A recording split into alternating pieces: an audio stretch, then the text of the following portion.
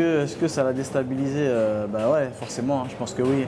Parce que c'est un. Alors il faut savoir déjà que c'est pas une stratégie que je mets en place, c'est vraiment naturel. C'est-à-dire, sans ça, je pourrais pas être à l'aise en allant boxer en fait. Donc c'est naturel chez moi de provoquer, de titiller un peu l'adversaire avant le combat. Donc là, je l'ai fait déjà une première fois contre Murtel. Là, c'était vraiment volontaire. Là, je savais que Murtel, c'était un bagarreur et qu'il n'allait pas aimer en fait. Donc là, j'ai vraiment fait exprès de le pousser dans ses derniers retranchements. Niki, c'était différent en fait. Niki, je savais que c'était un grand champion, mentalement très intelligent. Il faut savoir qu'il a beaucoup d'expérience et qu'il n'allait pas se faire berner de la même manière en fait. Donc Niki, on va dire, c'était naturel. C'était le clash d'avant le combat habituel en fait. Et en voyant sa réaction en fait via un autre média interposé, j'ai vu qu'il était très piqué en fait par le message que je lui ai envoyé sur Instagram. Et donc je me suis dit, ah tiens, là il y a quelque chose à faire. Et c'est là où j'ai entamé cette phase de lavage de cerveau pré-combat. Et ensuite, voilà, ma stratégie c'était de lui faire croire que j'allais tout faire pour le mettre KO. Et en fait non, j'étais très intelligent. Mon staff et moi, on a mis une très très bonne stratégie en place et voilà comment on a réussi à gagner ce combat. J'ai vu qu'il n'était pas très content. Alors c'est marrant parce que avant le combat, Doomset c'était un clown. Et après le combat, Doomset c'est un faux champion. Bon, dans faux champion, il est quand même champion. Ouais, il est pas très content parce qu'il n'arrête pas de publier sur Instagram Fake Champ. C'est un faux champion. Il a dit sur un média hollandais une vidéo, il a dit ouais, tout le monde sait que si j'avais été en forme et je l'aurais battu, ce mec-là c'est pas un champion. Même Murtel est meilleur que lui. Niki, Murtel est meilleur que moi, d'accord. T'es meilleur que moi, d'accord. J'ai battu Murtel, bizarre. Je t'ai battu, bizarre. En plus, là, je m'adresse à tout le monde. Certaines personnes pensaient que si je gagnais, ça serait par KO parce que j'ai le punch et que Niki Osken, technique comme il est, intelligent comme il est, impossible que je le batte au point. Je l'ai battu au point, mais j'irai pas jusque-là, mais je l'ai presque ridiculisé parce que ça avait l'air très très facile. Bon, ça reste un champion, on reste deux compétiteurs, il n'y a pas de combat facile. Mais la manière dont j'ai boxé, on me le dit souvent, c'était comme si en fait c'était un combat anodin, quoi. C'est comme si c'était un combat. Limite, j'ai eu des combats plus durs, et ça c'est vrai, j'ai eu des combats plus difficiles que ceux-là. Parce que voilà, j'ai travaillé et ça s'est ressenti dans le ring. Niki, moi je pense que je suis meilleur que toi, et c'est même pas ce que je pense, c'est vrai, je suis meilleur que toi. Je l'ai prouvé dans le ring. Alors, il y a tous tes fans qui disent accepte la revanche, accepte la revanche, mais je n'ai jamais refusé de revanche. C'est ça que tu sais pas, c'est ça qu'ils ne savent pas. Moi, je fais ce qu'on me dit, on me propose un combattant, je l'affronte. Là, on m'a proposé Yohan Kongolo, même pas. Il s'est imposé parce qu'il a gagné le tournoi. Je vais l'affronter, je vais le battre. Il va retourner faire la queue. Ensuite, ce sera ton tour. Je vais te battre encore. Cette fois, j'aimerais bien un petit KO. Parce que bon, on m'a dit fais durer le combat. J'ai fait durer 5 rounds. Je t'ai mis à l'amende, je t'ai baladé. J'ai esquivé tous tes petits coups. Là, je pense que je vais donner un KO un peu aux fans. Je vais leur offrir un petit KO. Tu retourneras faire la queue. Murtel arrivera pour sa revanche. Je mettrai une petite fessée et il retournera faire la queue. Ainsi de suite. Toi, tu as tenu combien de temps invaincu? 6 ans. Moi, je tiendrai 10 ans. Jusqu'à ce que la ceinture, je dise allez, tenez les enfants, hop, battez-vous, moi je m'en vais, j'ai autre chose à faire. Voilà, petite réponse à toi. Donc non, mais Niki c'est un champion, je le respecte énormément pour tous les adversaires qu'il a combattus et qu'il a battus. Il a boxé Boakao, il les a tous boxés. Donc c'est pour ça que pour moi c'est une fierté de l'avoir au-dessus de ma cheminée, d'avoir sa tête. Parce que j'ai vraiment sa tête au-dessus de ma cheminée empaillée.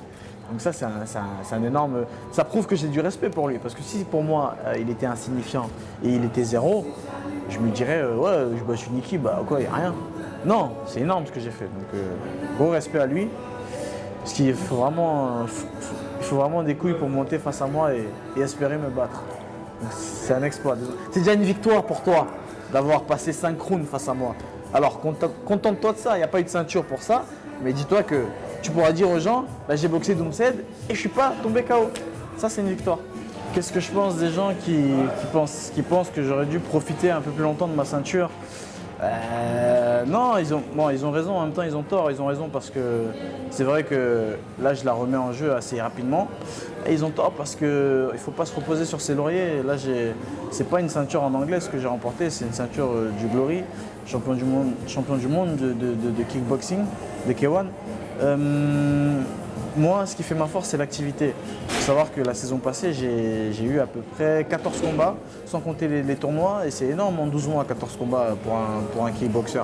Et voilà, c'est ça qui fait ma force aussi, c'est le fait d'être vu souvent, le fait d'être actif à chaque fois dans le ring, d'avoir des préparations rapides et courtes. C'est ça qui fait ma force. Et voilà, certaines personnes en plus pensent que c'est un coup de chance, que si j'ai gagné cette ceinture, c'est bizarre, un coup de chance pour un mec qui a battu un mec invaincu depuis 6 ans. Comme par hasard, là c'est un coup de chance. Mais bon, au contraire, ces personnes-là, ce sont ceux qui me donnent de la force en fait, tu vois, qui m'encouragent à m'entraîner jour et nuit. Comme là aujourd'hui, à 7h30, je suis à l'entraînement, ben, c'est pour faire taire ce genre de personnes et pour prouver à ceux qui doutent encore que je suis vraiment le meilleur et qu'il n'y a rien à dire. C'est un peu comme Mayweather, tu vois, il y a certains qui l'aiment, d'autres qui l'aiment pas, mais tous savent que le mec est trop fort et que c'est le meilleur en fait, il n'y a rien à dire. Donc voilà, c'est un peu ça. Donc je ne veux pas me reposer sur mes lauriers et je veux prouver que voilà, cette ceinture, je ne l'ai pas acquise par chance et que je suis vraiment le meilleur. Donc je vais confirmer autant de fois qu'il le faudra. Mais voilà, je vais réussir à convaincre tout le monde. Là, ma prochaine échéance, c'est le 25 mars. Le 25 mars à Bruxelles pour le Glory. Donc c'est une défense de titre contre Yohan Kongolo qui a gagné le tournoi récemment. Donc maintenant, Yohan Kongolo qui aura la chance de m'affronter pour essayer d'avoir cette ceinture. Et donc là, j'ai énormément de temps pour me préparer. C'est bien, en même temps, ça me saoule un peu parce que j'aime bien boxer à peu près tous les mois. Mais là, on monte d'un cran, donc on va prendre les combats encore plus au sérieux. D'autant plus que voilà, c'est une ceinture très importante pour moi. Donc on va vraiment prendre le temps de se préparer avec un staff vraiment très structuré, comme ici au 50 Foch avec Abdoulaye Fadiga qui s'occupe de moi pour la partie préparation physique. Ensuite, au LSC Levallois, mon club, où je suis licencié, qui s'occupe de moi pour la partie vraiment boxe anglaise, avec Karim, le coach, et Ali et Sepki, le président. Et ensuite pour la partie vraiment K1 stratégie kickboxing à Bruxelles, au Queensbury, avec Samir Majoubi. Vraiment, ces trois structures-là, ce sont vraiment les trois piliers de ma préparation. C'est-à-dire, là, j'ai tout ce qu'il me faut pour avoir une préparation structurée, fiable, solide. Ce que je n'avais pas avant. Avant, je m'entraînais, voilà, j'avais 3 semaines de préparation, j'enchaînais les combats. C'était bien, en même temps, ouais, c'est pas bien parce qu'on avait pas vraiment, on notait pas en fait, c'était pas écrit, c'était pas structuré, c'est vraiment ça le mot, structuré. C'était pas professionnel. Et là, j'ai tout ce qu'il faut pour me comporter en tant qu'un pro. Et donc voilà, là j'ai tout ce qu'il faut pour me préparer pour le 25 mars, qui est très loin. En même temps, ça arrive très vite, hein, parce que les semaines passent très très rapidement. Surtout quand on s'entraîne 3 fois par jour, la journée passe très vite. Antoine Pinto, je connais pas. Ça ne me dit rien. C'est qui? Il est de quelle origine? Qu'est-ce qu'il fait comme sport? Antoine. Ah oui. C'est ah ouais, le petit box taille. Ah ouais, c'est bon, je vois que c'est. Ah, on m'a parlé, j'ai pas vu, j'ai pas regardé parce que je m'intéresse pas trop aux boxeurs en dessous de mon niveau. Alors, en même temps, c'est vrai, quel boxeur à mon niveau? C'est vrai. Non, on m'a parlé d'une vidéo qu'il avait fait où il disait qu'il allait récupérer la ceinture. Non, Antoine, non, il est gentil, il est mignon. J'ai vu, beau gosse, etc. À mon avis, moi j'espère qu'il déjà, la seule réponse que je pourrais lui apporter, j'espère qu'il a négocié un très très bon contrat avec le Glory. Parce qu'à part de l'argent, il ne gagnera rien d'autre dans cette compétition. Donc voilà. En tout cas, bon courage à lui et qu'il s'entraîne, hein, parce que c'est pas la boxe style. Hein. Là, c'est la vraie boxe, c'est le K1, mon pote. Je donne un rendez-vous dans le ring, mon pote. Hein. On verra ce que tu voudras.